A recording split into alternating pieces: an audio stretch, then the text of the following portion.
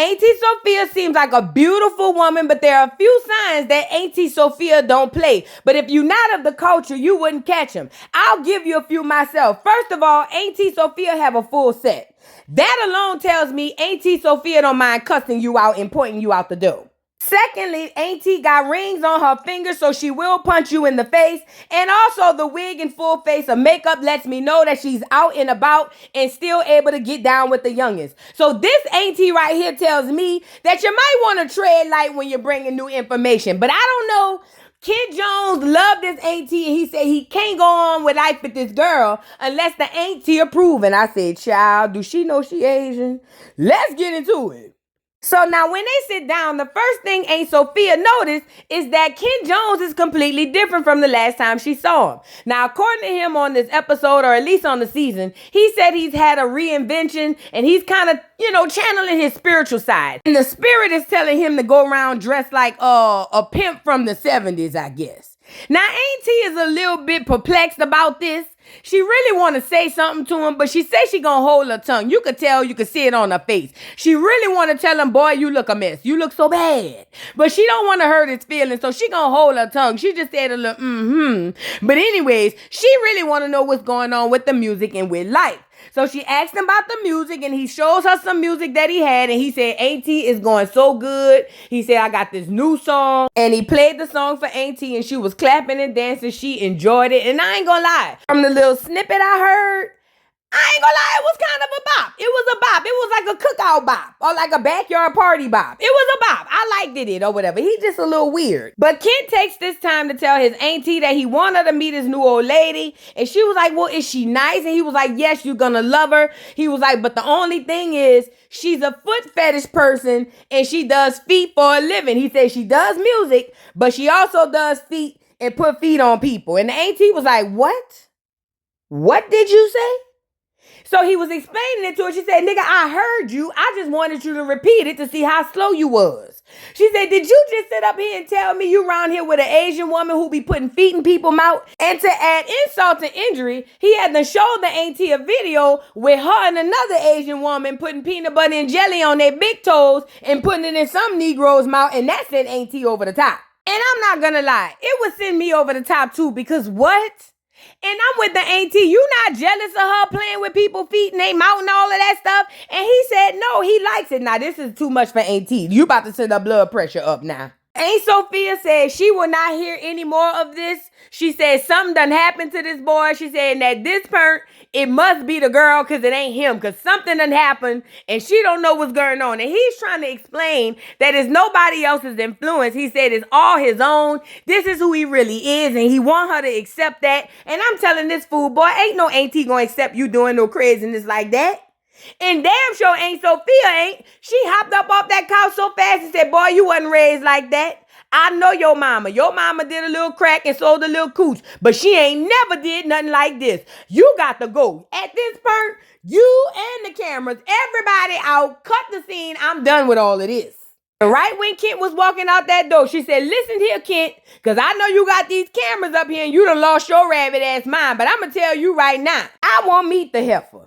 I need to see her look her face to face so this girl could tell me that you around here letting her put her feet and all up in people's booty holes and stuff. So Kent agreed to bring the girl back to me, Auntie, but Auntie said she will not have any of this under the Lord's roof. And I said, Auntie, all that sinning you be doing under that child, I know you sinning with that full face. Go ahead on now. Go lay down, Teddy. Let's move on. Now we move to the next scene. Michael Blackson old lady decide to go on a shoe shopping stuff. I don't know where they at, shopping for whatever. With the foot fetish old lady girl.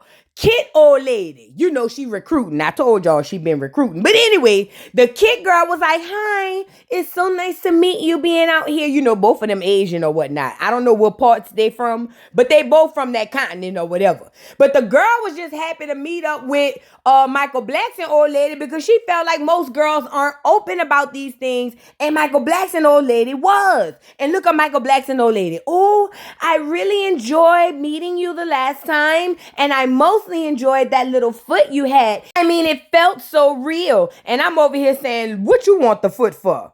I know Michael Blackson ain't home. Let me find out you gonna charge it up and put it between your legs. Girl, get off of here now. But Kid Jones' old lady hopped in the confessional and was like, look, I'm over here really trying to make small talk with this girl, but I really don't care anything about anything she's saying. I really want her on my team because I am a madam and I need a bunch of whores. So I really hope that I can talk her into coming onto the team because we're like short 2 or 3 girls and I could really use the stand-in right now. So Kit old lady tell Michael Blackson old lady that she was surprised she was so open to the concept of foot fetish. And then Michael Blackson old lady was like, oh yeah, girl, I'm a big old freak. Girl, been a freak for all my life. She said, I'm such a freak. I allowed Michael Blackson to have him a little yeah on the side. She said the only rules is Ike can sleep with the girls, but he can't go back for seconds because that can create an emotional attachment. And I'm over here saying, are you serious? So I guess babies and STDs don't matter either, right? Sure. But anyway, she's telling her about that arrangement and she said the problem is Michael is not following the arrangement because he keep getting other girls pregnant. Now the other girl is telling her how to really do it because she got Kit like really under her thumb. And she was like, girl, first of all, you and him need to establish your relationship. She was like, but after that, then you can invite somebody else in. But this girl here is also fighting postpartum depression on top of that. Because remember, she just had a baby. So she's also battling him not being there, talking about Michael Blackson. And she put a post on Instagram basically saying that she's a single mother and suffering in silence or something like that. And you know Michael Blackson is not going to like that. And I know you did that for attention, girl. You should have just called that nigga. I don't know why y'all be doing it. Child, let's move on. So now Shay meets up with her blind date. And this is the guy. He's tall. He's not dark. He's a little peanut butter color, a little light skin on the little slick low, you know. But he's a nice, handsome young man. And they say, allegedly, he God-fearing, child.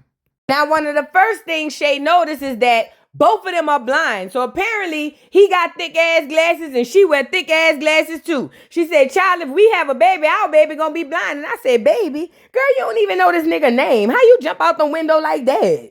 Desperate much? Oh, Shay, girl, calm down. Your slip is showing. But soon as Shay got a good look at the boy, she immediately told him that he need to cut his braids. Now, my initial reaction was, damn, girl, you telling the boy what to do already? And then I started looking at his head and was like, she might be right. I ain't gonna lie, because the braids do look immature. No shade, the hang time on them, you know? Is it me? But the boy don't seem like he mind getting bossed around by Shay. She asked him if he knew who she was, and he said, yeah, he had heard about it and seen her on TV. And she was over there starting to explain immediately how it's a different Shay on TV versus off TV. And yeah, she was beefing with these girls, but that's not who she is because she going on a healing journey. And I said, bitch, please. You ain't going on no healing journey. But she did invite the boy to her grand opening for her nasty ass tea that nobody buys. Girl, y'all better not buy that shit from Shay, girl. That's gonna have y'all shitting out more than liquid. Okay. Anyways, Shay invites him to the opening and he said he don't mind coming. So that's gonna be cute. Let's move on. So now we move to the next scene and we have Joy meeting up with Hot Pockets and they are also going to be meeting up with a special guest. Now Joy is already mad with Shay. She heard that Shay got an event coming up, but she upset with Shay because she felt like Shay getting in her family business with her sister was too much. So Joy hopped in the confessional to tell us that she got a cake baked for Shay. She said Shay done crossed the line getting in her family business between her and her sister. She said her and her sister been sleeping with the same man for years. Who is Shay to come in between that? So she said she got a cake baked for that hoe. She waiting on her. And this the cake. So y'all remember Boots from Flavor of Love? I remember Boots. It was Boots and Bucky. Shay used to be Bucky. I used to think they was kind of the same. Not really the same. I used to mix them up. I'll say that. But Boots was always so cute. They both kind of had a thing for Flav, which was weird within itself. But anyway, Bucky is here to tell us, not Bucky, Boots, my bad. Boots is here to tell us that she got a bone to pick with Shay because basically Shay and her been beefing for the past 35 years because when they was on Flavor of Love, they was cool. She said it was tight. They was kicking it, playing jump rope and playing with each other's coochies and all that scissoring and whatnot. She said one day they got some work outside of the show. It so happened to be a fabulous video. And because her and Shay was so tight, they did everything together, so they booked the video together. Well, lo and behold, they get on the video. They was both supposed to be extras, but apparently Fabulous picked Boots to be the main girl, and Shay felt some type of way. She said she never knew Shay felt no way until she heard Shay was on set talking crazy about her. She said after that, they never spoke, and I guess Shay went on to do Love and Hip Hop, and she went on to do whatever it is she do. She on the business or something. She's selling something. I don't know, coochie. I don't know what she's selling. At any rate, she said that they got beef behind that, and I'm over here saying, girl, 20 years later, though, like, I mean, I'm here for it. We ain't got nothing else going on. Come on. So look at how Pocket's messy tail self. Oh, so look, can you really be honest and tell us, is Shay really a good person, or is she really like the devil that people say she is? Because I spoke to people outside the show, and everybody says she's a little demon gremlin. They say she look like Elf, but she's really a gremlin. Like, is that true? And Bucky got in a confessional and said, bitch is a pig pussy poke. Hell yeah, that's true. She said that girl mama done shitted out a demon. God, I had to clutch my pearls. I was scared, girl. What did happen? Anyway, Joy Messy Tail Self invites Boots. She invites Boots to come to the grand opening that Shay, who was Bucky, but that Shay is throwing because she basically want them to go up in there and fight the girl. I say, y'all too old for this girl, but make sure the cameras is there and make sure Natalie have enough vapes. I'm here for it. Enjoy. I'm so tired of you, girl. You fighting everything except temptations in your sister, girl. You don't need to fight nobody but the girl in the mirror in your sister. Why is you over here trying to recruit people to fight Shay? Shay already slow as a turtle. We don't need to see y'all get nobody to jump on her. I mean, it's not like I don't want to see it, but I'm just saying, girl, find you something better to do or somebody better to fight. Like, for real. Child, let's move on. So now Kit and his pedicure make their way up to Auntie to meet her at a restaurant or something, child. I'm over here clutching my pearl saying, Kit, I sure hope you prayed or did a ritual or something before you got here, because Auntie ain't going to be ready for all of this. And look at Auntie. Now you could tell this that nice, nasty smile that, hi, how you doing? You know. Hey, girl. Hey, how you doing? Fine. I'm on my way to work. Call me when you get home.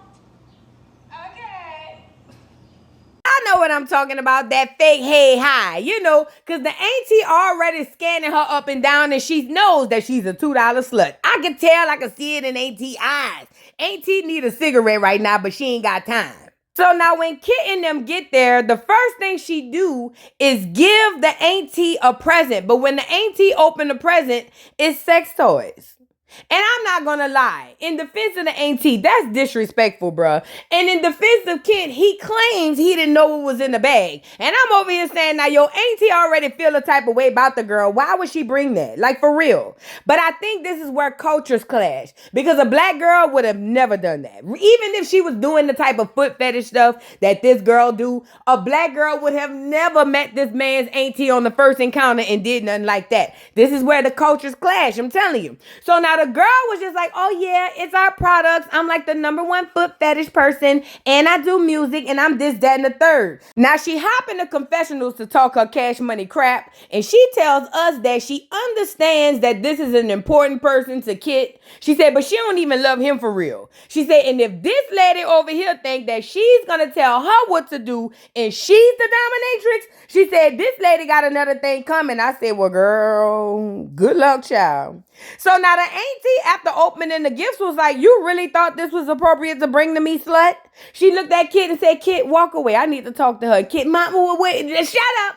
Walk away. So Kit walks away, and the Auntie looks at her and was like, why do you think this is appropriate? And the girl was like, because this is what we do. We make a lot of money or whatever. But the Auntie not buying it. And before she could even get a word out edgewise, Kit comes back. And I'm sitting over here saying, dang, Kit must know his Auntie really throws down with them hands, even at whatever age she is. He don't even want to leave the little Asian persuasion alone by herself, as he shouldn't. So when Kit sat back down, the Auntie was basically like, look, I don't know where this new persona you got coming from. She said, you look a mess.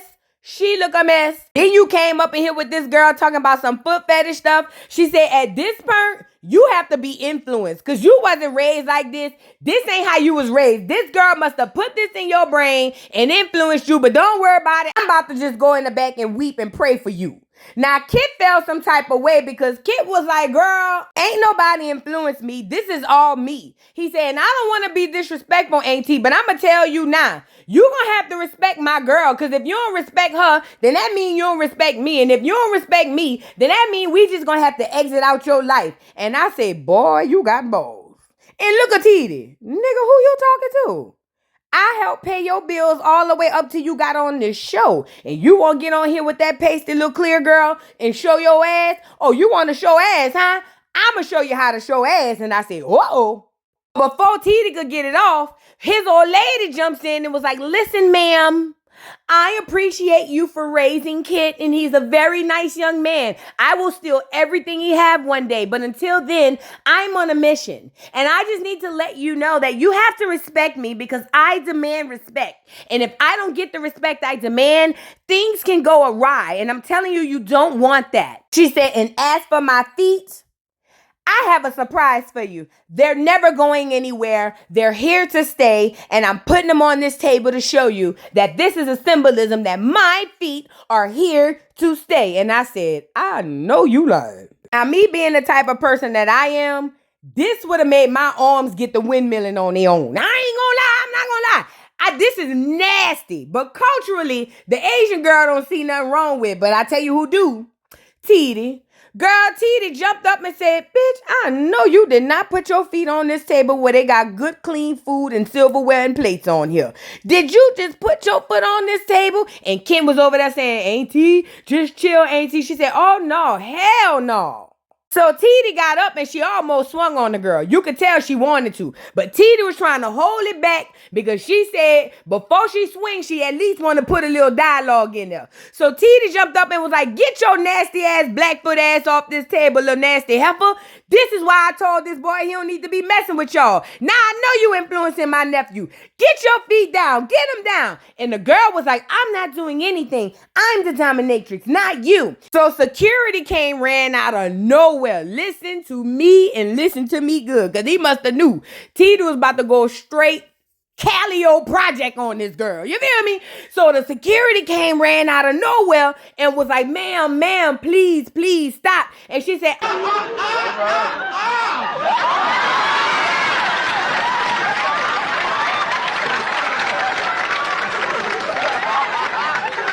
girl, Auntie done told him the dinner was over and told Kit and his kitty cat to get the hell up out of there, and she ain't paying the tab. So poor Kit had to get out there. He said, Auntie, I love you. She said, nigga, I hate you. Get out of here. And they done left poor Titi sitting at the table by herself. No catfish, no fries, no love and no lies. That's messed up, Titi. Now you done sent away your only begotten nephew. You got to stop with all of that and accept that boy, allegedly. Child, let's move on. So now Michael Blackson hopped his ugly ass in the confessional to tell us that he nervous again. Nigga, every time we see you in the confessional, you nervous. You done lied so much, you don't even know how to live without being nervous. But anyway, Michael Blackson said he nervous this time because not only does he have a baby on the way in Ghana that he don't think is his, he said that the second baby mama just had her baby. And even though he literally just got back in town from Ghana, he got to hop a flight like ASAP to LA to go be with the second baby mama and her baby. And he's scared to tell Raina, whatever her name is, but she around here posting stuff on the internet like he a deadbeat daddy. So he need to confront that as well.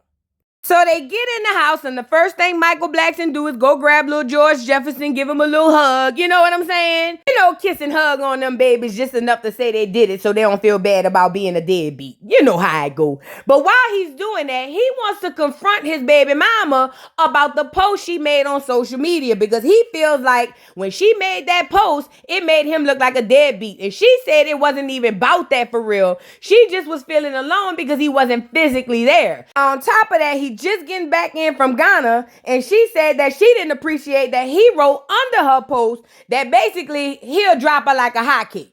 And she don't too particularly appreciate that. Now, according to him, he had to defend himself because he have a fan base. He said, and if you go on Instagram and say stuff like that, even though you're not saying I'm a deadbeat, the fan base gonna say I'm a deadbeat and I could lose my money. And I'm not gonna let you come between me and my money. You just my baby mama. I don't even love you for real. And she was like, seriously, Michael? Are you seriously gonna say this on camera? Yeah, girl, we all know that, girl. Shut up. Anyways, the girl was like, listen, it wasn't that deep. And he feels like it is. He feels like she's really still upset about the second baby mama. Now, this gonna send her through the roof because she said she ain't really worried about that girl and don't know why he keeps bringing her up. But the reason he bringing her up is because, like, he's telling her he has to go and visit her, like, now, because apparently she just had the baby. And according to him, if this baby is his, he don't want to miss out on seeing the baby. So he needs to hop a red eye or a flight or something and get to LA and go see the baby. Now, this is making this baby mama feel some type of way because he's never there. And on top of him never being there, now you're going to leave me and go be with the second baby mama. Then to add insult to injury, this fool pulled up the picture of the baby and was telling her, look, you don't see the baby? You don't think the baby look like me? See, this is why these Africans and these melanated men go get these non-melanated women. Because I don't care what shade or what culture she was from.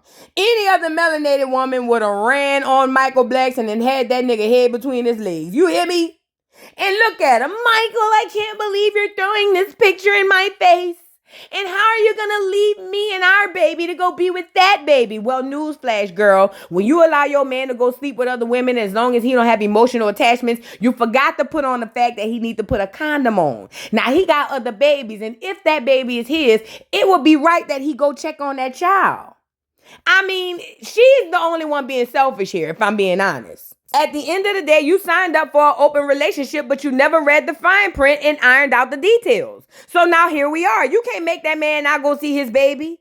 And guess what? Michael Blackson don't give a damn what she say. He going to see the baby. Now, we all know today in real time, apparently, allegedly, from what the last I heard, they're not together no more. But ultimately, she's not going to stop him from being a father. And I wouldn't want him to be a deadbeat because that would speak to his character. But let this be a lesson to girls. Unless you a dagger or a dagger on the low, stop getting in open relationships with your nigga because he going to leave you fat.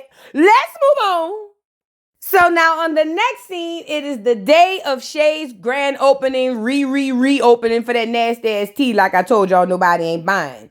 And her mama is so happy for Shay for reopening something she never finished the first time. And she's talking to Shay about this change and improvement that she wants. She tells Shay she proud of her. She don't know why she proud of her, but she proud of her. She said the pastor told her to tell Shay that, so she telling her. Now, Shay said, thank you, mama. She appreciate it. And they over there waiting on her date to come because he's supposed to pull up.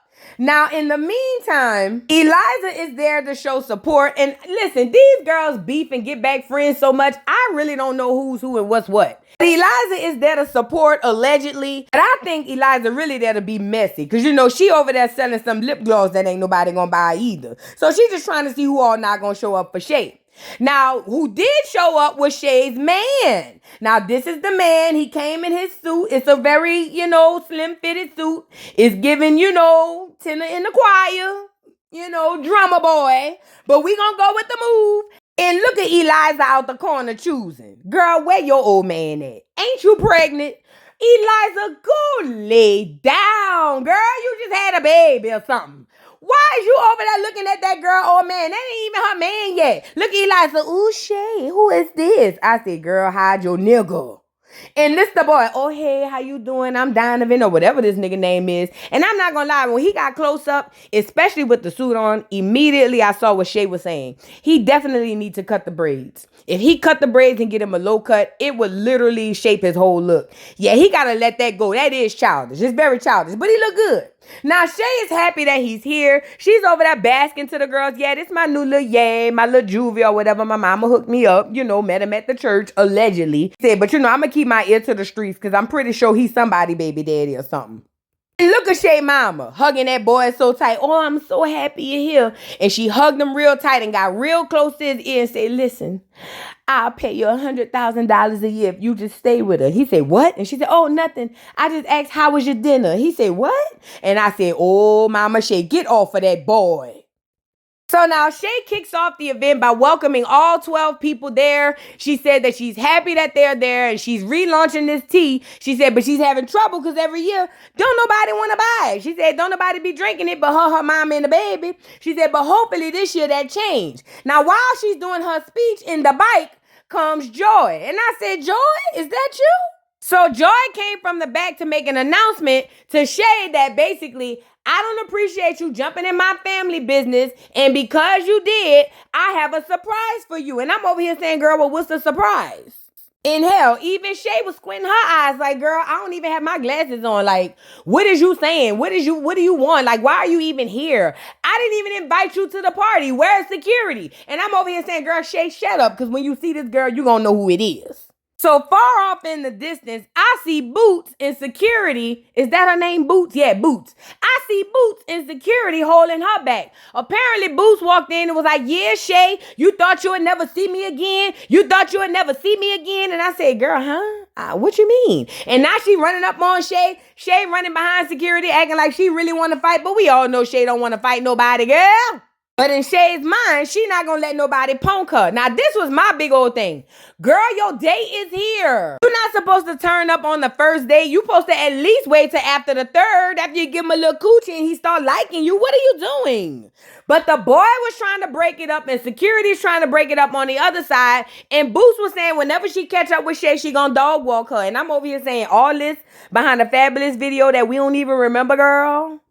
Like, it's giving, I ain't gonna lie, Boots, it's giving like you mad because you thought you was gonna take off after the video and Shay the one who actually did. I mean, think about it. During the Flavor of Love era, it was Boots who was on top. And don't get me wrong, I do believe Shay probably was hating and throwing shade in the back when Boots was picked. But ultimately, the role led to Shay going on to do more TV and Boots not. So I can see now why Boots is mad at Shay, because Shay kind of got the life that Boots thought was going to be her trajectory, if it makes sense. Security kicking her and Joy out, and Joy over there telling Shay, girl, you think this the last of me? You going to see more of me? And I'm over here saying, girl, you like Krishan and Tasiki. Y'all sisters would rather fight the world than fight each other. And at this point, I normally don't condone sister on sister violence, but I'd rather see y'all fight at this point. Girl, get away from here.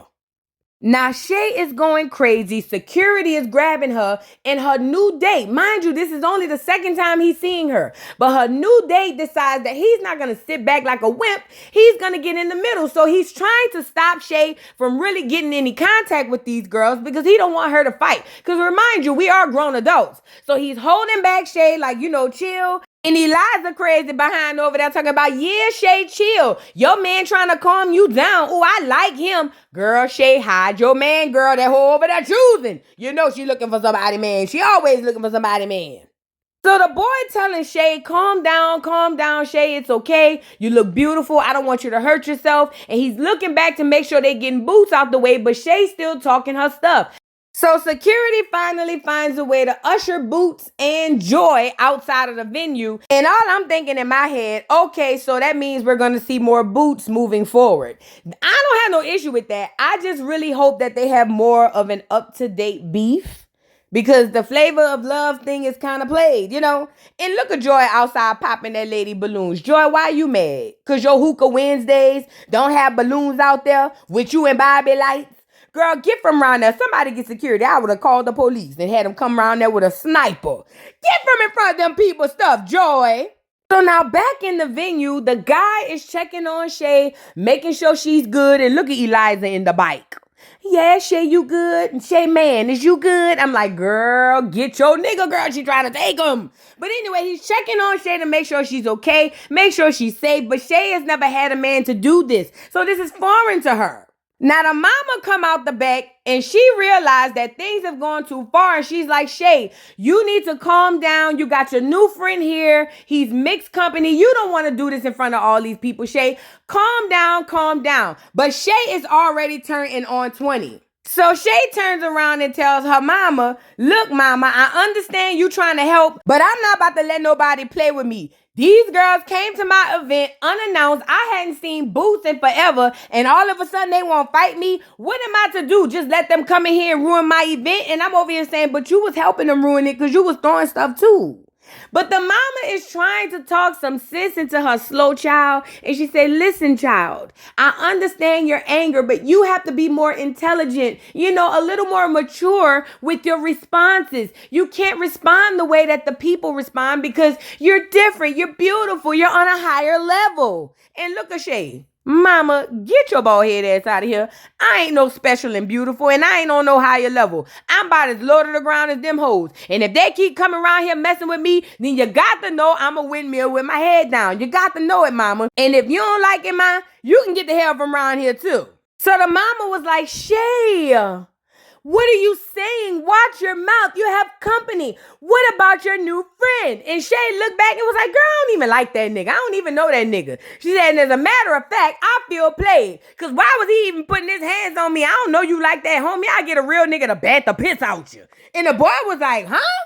So Shay mama tried to stop her from running out the door because she said, Shay, them girls outside, they gonna whoop your ass. And Shay said, I don't care, mama, I done been whooped by worse. Shay said, I gotta get out of here. And if you feel played, mama, then you can go be with that nigga. And I don't care about that nigga no way. I ain't like him. I was just gonna use him to get a little sick.